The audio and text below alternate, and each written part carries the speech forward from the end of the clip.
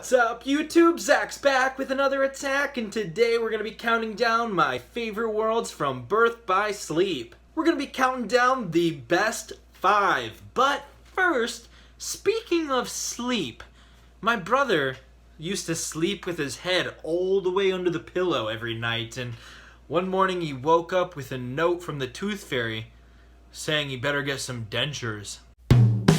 If you like darkness and hanging with Heartless, then you are not Sora, but you may be looking for a channel to watch. Zach to the future. Alright, YouTube, so Kingdom Hearts Birth by Sleep came out on the PSP in early 2010. A year later, the final mix version was released in Japan, and that's the version that's on the 2.5 HD remix and also the version that I will be referring to today. So, starting out as the 5th best world in Kingdom Hearts, I have the Castle of Dreams. This is one of the earliest worlds in the game, and it definitely works to build these characters up. Ven shares that he dreams of becoming a Keyblade Master with his friends. Terra tries to convince Cinderella that the light in her heart is power, and learns that believing in one's dreams makes them worthy of having those dreams come true.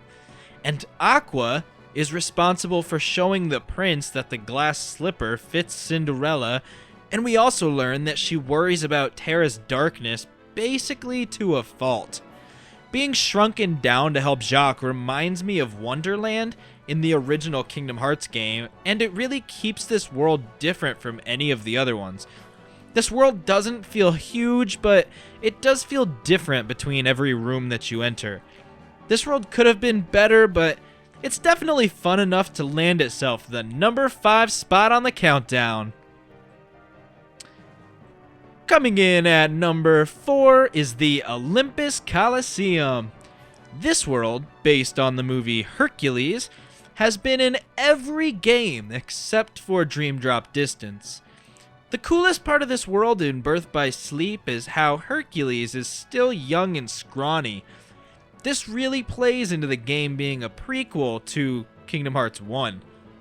I do find it funny how Hercules actually gets a little jealous of Terra's strength and says he aspires to be like him. We also meet the only Final Fantasy character new to this game, Zack. That man's got a damn good name if I do say so myself.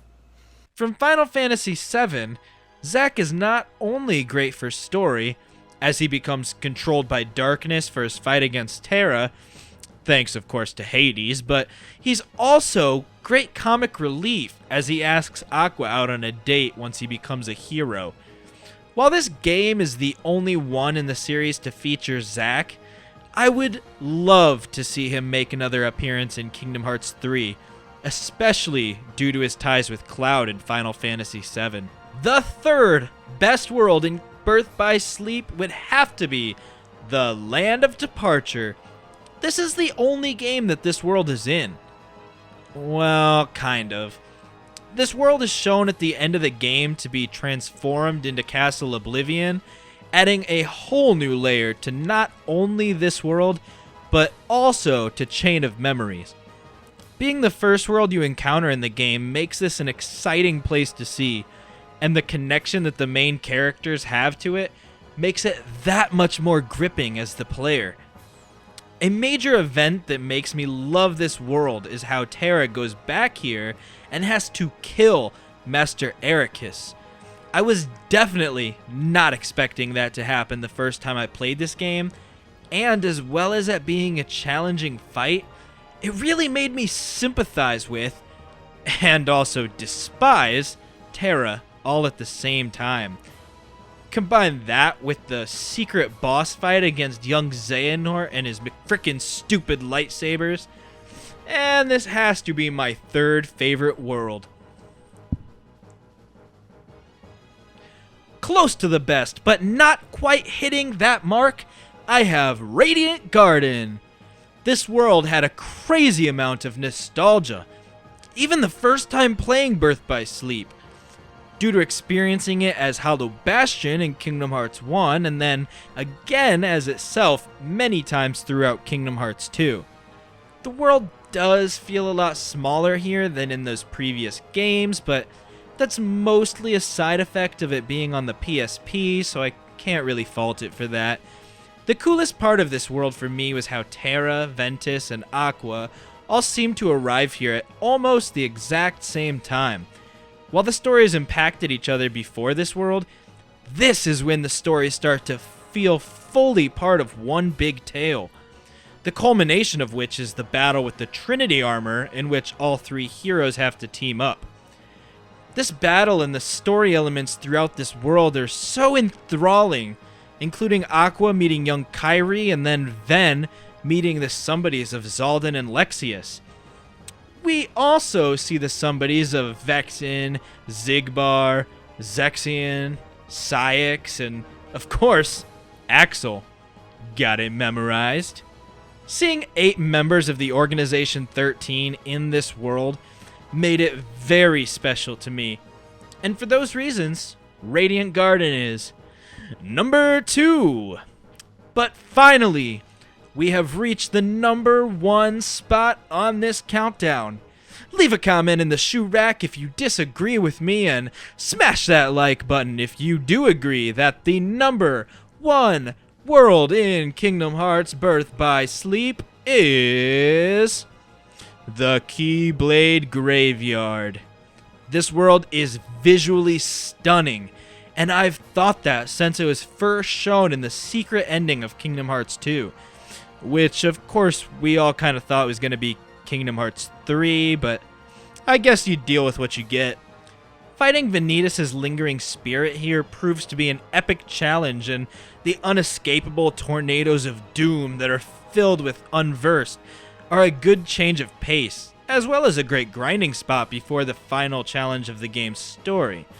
Speaking of which, the story is what I really love about this world.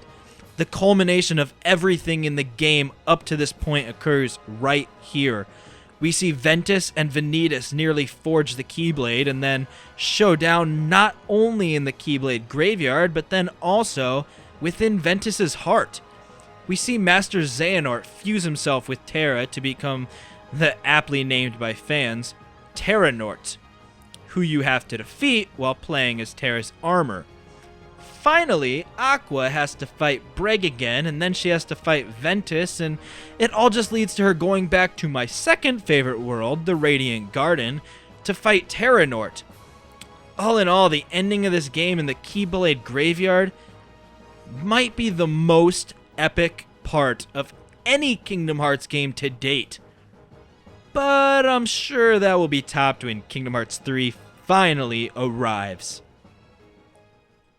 So what do you guys think? Is my list totally off? Soon I'll be doing a top 5 worst worlds in Kingdom Hearts, but in the meantime, I'm Zach.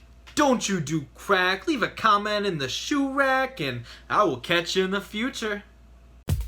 Thanks for watching, guys. I really appreciate it. There's another great video for you right here. You can click here to subscribe, and then you won't miss any of my content. I strive to make content for you constantly that helps you smile every day through optimism and comedy. So make sure you subscribe, watch my stuff, and I'll catch you in the next one.